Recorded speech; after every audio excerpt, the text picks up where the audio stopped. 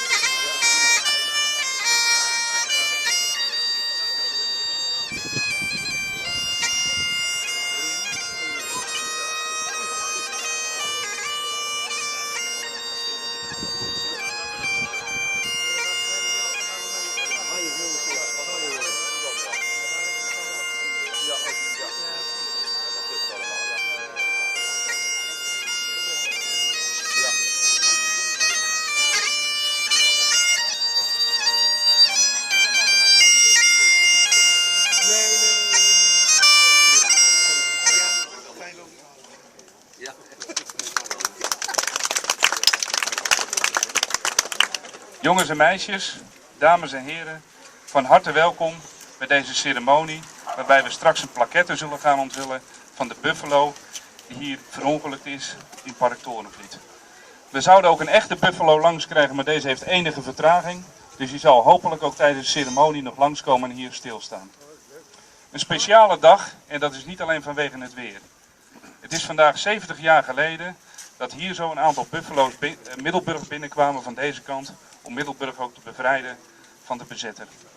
And a very warm and special welcome to our special guest. The veterans Major Lawler Brown, Sergeants Jack Hall and Mr. Rory Johnston. Very welcome. Rory Johnston is the son of the Major Hugh Johnston, who led the liberation of Middelburg of the 6th of November 1944. A very warm welcome. I will go further in Dutch because of the people. After that I give a small word to you and you will also take part of the ceremony. Thanks for coming and thanks for liberation. Afgelopen jaren, dames en heren, is het Park Toorenvliet opgeknapt. Speciaal aandacht is uitgegaan naar het erfgoed van de Tweede Wereldoorlog. Omdat het onderdeel uitmaakte van het Europese project World War II Heritage. Zo is er een bunkermuseum gekomen. Deze is vandaag gratis te bezoeken. Verder is het verhaal van de Tweede Wereldoorlog interessant gemaakt, ook voor de kinderen. En ik ben blij dat die vandaag ook in grote getalen zijn opkomen dagen. Bij diverse bunkers zijn er speeltoestellen geplaatst en op de bunkers zijn stalen platen aangebracht met dichtregels. In de klankbordgroep kwam een wijkbewoner en een vrijwilliger van Stichting Bunkerbehoud. En dat is Bob van der Weel. Die staat ook naast me. Om het idee om een buffalo bij de nieuwe ingang van het park te plaatsen. En zoals u misschien ook weet, was in 1944 Walcheren onder water gezet door de geallieerden om de Duitsers te verjagen. En er waren dan ook amfibievoertuigen nodig om zich te verplaatsen. En de geallieerden gebruikten hiervoor de zogenaamde buffalo's. In de buurt van het park is toen een van de buffalo's afgeslagen en op een mijn gereden. En zijn de 6 inzittenden helaas omgekomen. Zo werd er een mini-buffalo als gedenkteken, maar ook als publiekstrekker bij de nieuwe hoofdingang van het park geplaatst. Bob, hier naast me, heeft heel veel geschiedenis opgezocht. Er is veel over bekend. En die heeft ook achterhaald dat de buffalo die in de buurt van het park Toorenvliet op het mijn reed, Snipe heette. Verder heeft hij de namen van de omgekomen soldaten kunnen achterhalen. En dankzij hem kunnen we vandaag daarom nu ook een plaquette onthullen. Bob, hartelijk dank daarvoor. In het kort staat de geschiedenis van het verhaal op plaquette en ook de namen van de soldaten. Zij worden eervol herdacht en zal ik straks ook noemen en vervolgens een minuut stilte in acht nemen.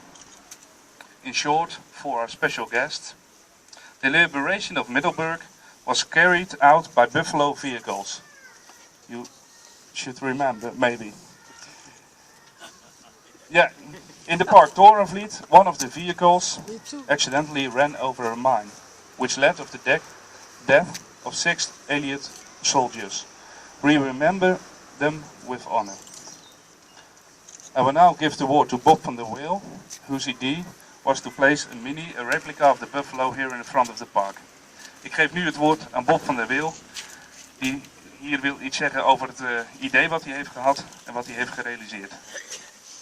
Dankjewel, Johan. Wethouder Alders, dames en heren, dear friends.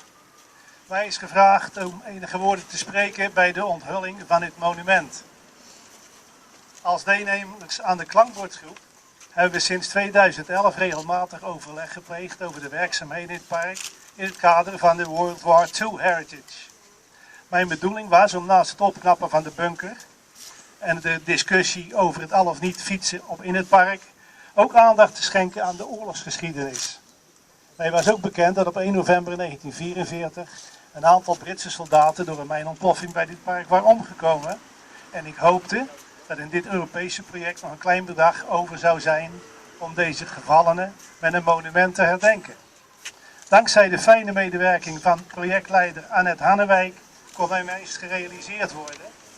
Helaas, mijn wens, een echte buffalo, was financieel niet haalbaar. Kees Straas heeft de première daarvan, die heeft hem voor onze neus weggekocht, hou ik maar vol. Daar even terzijde, het is ontzettend leuk dat Kees Straas de buffalo genoemd heeft naar de eerste buffalo die Middelburg binnenkwam, de Buffalo Spider. Zoals we weten begonnen alle buffalo-namen met een S, vandaar ook de naam Snuip. Maar ik vind dit symbolisch model zeker acceptabel, zeker in het kader van dit Europese project, waarbij de jeugd bij onze geschiedenis wordt betrokken. En het is een geslaagde oplossing geworden. Allen dank hiervoor. Gemeente aan het alle medewerkers. And you, now a few words to our British guests. Dear friends, Joe, Jack and Rory and relatives. It's an honor to have you here to unveiling of this monument. Born in 1944, I was interested in the history of the Second World War, you can imagine. These days I realized I have been in touch with some of the liberators, the Royal Scotch, since 1969. It was the 25th anniversary of our liberation when I met Bob Love of B Company. Oh yeah, you know him. I kept in touch with Bob till he died in 1992. About 2 years ago, his son Robert sent his diary. I told Joe about his dad's wartime experiences. And then I realized I met probably the roughest soldier of the Royal Scots when you read his history. Only Major Joe Brown will know. He read the book as well. Since then I met several comrades as Bill Moore, who was interested when joining the 50-year celebration to know if the mother and the newborn baby he found when he landed in Flushing in 1944 were still well. For him I found the mother and the baby, which celebrated her 50th birthday then. Today she has her 70th birthday, that baby. In the meantime, Bill Moore died as well. My last friend, Leo Maury, died in 2007. His last visit was in 2004, together with Jack Hall. He stayed at the Flushing Boulevard. I met him there. And I got Leo's when he died. I got his Glengarry and Tam O'Shanter, which are kept in our bunker museum at Uncle Beach at Flushing. So when you want to see it, you can over and see it. This friendship of all these soldiers gave me the inspiration to do my utmost to erect this little monument. And your presence gives me the support that I did well. I hope you like the monument, so we can be sure that we always will remember them. Thank you.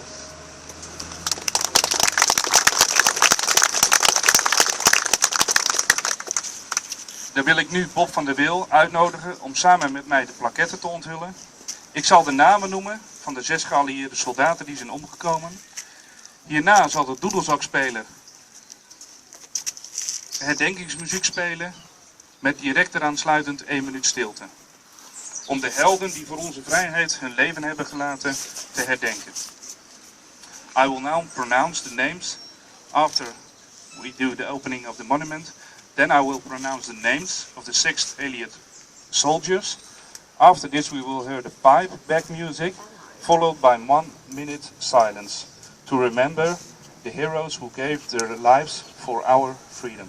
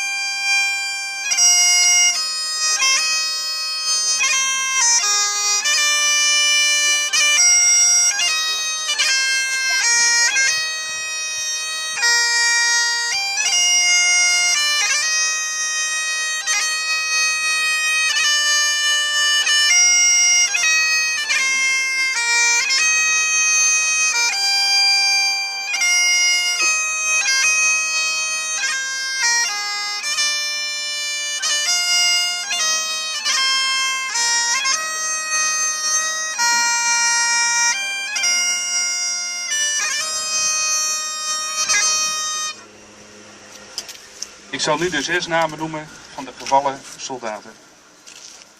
William Whitford, David Sykes, John Graham, Joseph Grice, William Mackenzie, Andrew Hunter Smith.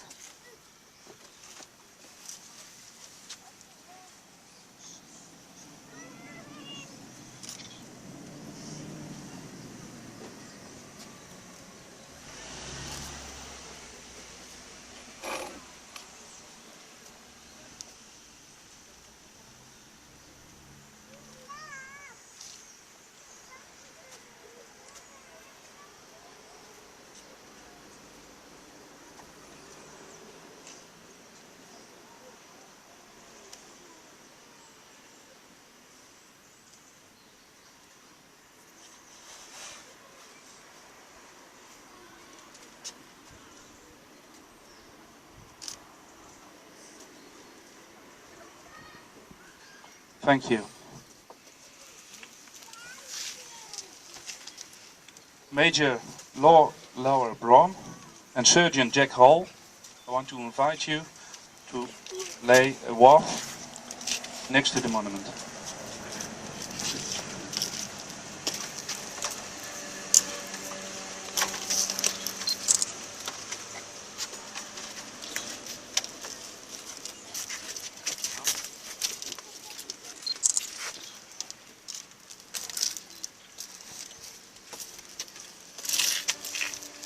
Thank you. Yeah, if you want to have to say any words to us, it's possible. Aldermen, ladies and gentlemen, boys and girls, it's a great privilege for this very old veteran to come back here to Flushing and Middelburg and to stand amongst you I was involved in the liberation of Middelburg. I was a battalion intelligence officer, and I had to find a route. The brigade commander, having successfully liberated Flushing, was now determined to liberate Middelburg. And he had a battalion attacking up both sides of the canal, which was the obvious way in which to get to Middelburg. But the enemy had prepared so well there, with concrete positions, we were going to encounter a great many casualties. So instead, the brigade commander said, I want to find a way to the west, through the floods, through the heavy mines, and through the overhead explosives, which some of you may remember were erected by Field Marshal Rommel, and called Rommel asparagus. And these things were linked above your head. Well, he then said, I'll need 3 officers to find the route, and I was one of them. And along with the brigade officer and the officer who commanded the 11th Royal Tank Regiment, and he was in charge of the Buffaloes, which would take Johnston Force. We found a way, very hazardous as we made our way through there, but we came back and reported to the brigade commander, yes, we can get a force into Middelburg by surprise and be ready to attack or to demand the surrender of the general and the 2,000 Germans who were occupying Middelburg. So the next day, Johnston Force set off. It was commanded by Major Hugh Johnston, a very courageous young major of my battalion. And I pay tribute to him now. He had with him, of course, his A Company, which he commanded, and then he also had, as you can see here, 7th Battalion Manchester Regiment, which had 4 heavy machine guns. These were special machine guns, which he used to keep prisoners in control in the center of Middelburg. When he got to Middelburg, the Germans were surprised. It looked as if we were a force with tanks loaded with soldiers. They didn't realize we were only 140 men. But we blocked our way forward, and we said to the general, you must now surrender. He said, I cannot surrender to a major. So Major Johnston, with great style, said, I'll soon change that. And he got a hold of a star from one of his brother officers. He put it up beside his crown and made himself, for the moment, a lieutenant colonel. And he then turned to the general and says, now I demand your pistol and to lay down your arms. He handed over his pistol quite meekly, and then he said, the Major Johnston then gave the order to him, tell your staff officers to issue orders to all the German troops in Middelburg that they now have to lay down their arms, and they must march under their officers into the square. They were, of course, helped, very encouraged help, by men of the Middelburg resistance, who were delighted to help. The Middelburg police also rendered help to us, and of course we had A Company, and the citizens of Middelburg joyfully helped the Germans to get back into the center of Middelburg. This was between 5 o'clock at night and 6 o'clock at night on a November day, on the 6th of November. And as darkness began to fall, Major Johnston was faced with holding 2,000 Germans in the square, under control, without breaking out again, and he did that by placing 4 machine guns, 1 in each corner of the square. He then had Buffaloes that had 37mm guns, and he placed them in various positions to add to the fire. So we intimidated the Germans, behave yourself, or you'll be in a terrible bloodbath. Not that we'd wanted to do that, but that was there to do that. And of course A Company went round with their bayonets, made sure that everybody was keeping order. And when some of the German NCOs looked round and said, there's not so many people here, then Major Johnston took the opportunity to say, any spare Buffaloes, I want you to drive around Middelburg, the center of Middelburg, make as much noise as possible and pretend that we're stronger than we are. So he did that. But Major Johnston, with courage, had to hold these men from 6 o'clock at night right through to 3 o'clock the next morning. all the hours of darkness until the 5th of July came along. The 5th of July came along, and when they came, they relieved the thing. And I have to say, this courageous Major Johnston that I pay praise to today, who commanded Johnston Fort, well, I was young, I was only 23 at the time. He was not much older, but I think he was a bit older than that. He had been a medical student before the war broke out, and laid that aside to get on with doing what he had to do to defend his country and to defend his loved ones in Britain. And this, despite all the various problems he had to face, he still thought, I must feed my prisoners. So he then gave the request to all the baker shops, bakers in Middelburg to open up and start baking bread for his prisoners. Well, I think, looking back, that was a momentous decision for a young man to take at that time. Despite all the worries on his shoulder, he did that, and that was great.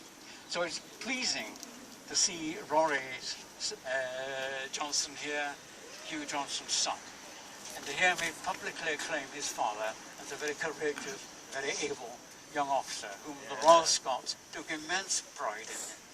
And quite outstanding officer. And of course, we didn't just think that, but the Norwegian, the Netherlands government also thought that and awarded him the Order of the Bronze Lion. So that was a good, distinguished honour on that. Equally as a veteran, I stand here on what is sacred ground, where 6 young, very young men lost their lives from Johnston Force in the liberation of Middelburg. And it is very special for me to stand here and see that, and to know one of our Royal Scots there, Billy Whitworth, was known to us in a company. But I'm also proud and pleased that my colleague veteran, Sergeant Jack Hall, is also here. Jack was in Snipe. As a young man of 18, he was in Snipe when it was blowing up. So he suffered too in what happened. So I am going to hand over to Jack now, because I think he should say a few words about that special moment. Jack.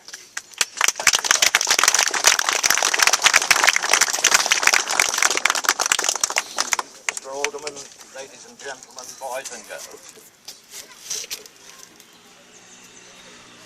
There was very little that anybody could remember after the explosion that blew up Snipe. But as we slowly recovered, what is an abundant memory is the fact there was utter chaos around. People were floundering in deep water, inside and outside the Buffalo. We were not wearing life jackets, only 2 of us could swim, and we were in full battle order with ammunition pouches and packs. A Buffalo had been left with the medics behind for our assistance, but it dare not approach us because quite obviously we were in the middle of a minefield. When matters were at their absolute worst, coming towards us from the direction of Middelburg, we saw a small dinghy. It stopped at the top of the field where we were, and a very tall Dutchman stood up in this little dinghy, and then afterwards made his way carefully to us. We had no Dutch, he had no English. But the problem that was there was self-evident. And with his help, we loaded the first of the most seriously injured and rode to the Buffalo with the medics, who were setting up a small hospital in a flooded house that was nearby. I rode back and left the Dutchman with the medics to help get the people into the houses. And halfway back, an artillery barrage started, and it was necessary to take evasive action again back in the Buffalo. When the shelling ceased, we began again, and by late evening, all the casualties and all the people were back in the flooded houses, in safety. Mr. Alderman, this is the first occasion in 70 years when we have had the opportunity of expressing our gratitude to your courageous Dutchman, whoever and wherever he was. Because quite frankly, the casualty list would certainly have been considerably longer had it not been for his help. Ladies and gentlemen, this inspirational buffalo of the one side which tragically held the body of Billy Whitworth for so many months after the accident, before he could be interred, is quite extraordinary. And the fact that this memorial to his and memory of all those who died, there can be nothing finer than this park and the noise and the laughter of Dutch children at play. On the behalf of our fallen, Mr. Alderman, from the bottom of our hearts, we thank you.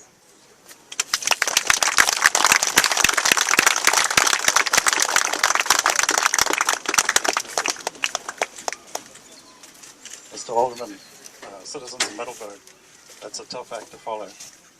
I hope you're enjoying the brilliant sunshine that I brought from Texas, and I hope that the Johnstons can always bring good things to Middelburg. They've said, the two gentlemen have just said most of what I was going to say, so there's really not much to say. My father didn't really speak much about the events here. In fact, he didn't speak about it at all during my life.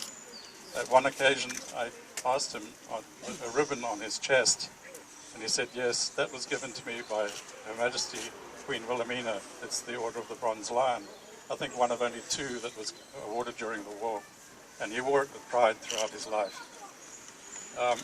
One other thing he did say is that he was really concerned about the devastation that occurred here on Walcheren with the flooding and the death and destruction. And he was very concerned about that. I can see today clearly that you've done very well. He would have been very pleased with that. That was his main concern. And I think this monument here, put together by Bob, very well done and really special. And I think it serves as a reminder to us that human tyranny is not very far beneath the surface. And with that, I would like to thank you very much indeed for everything. Hartelijk dank.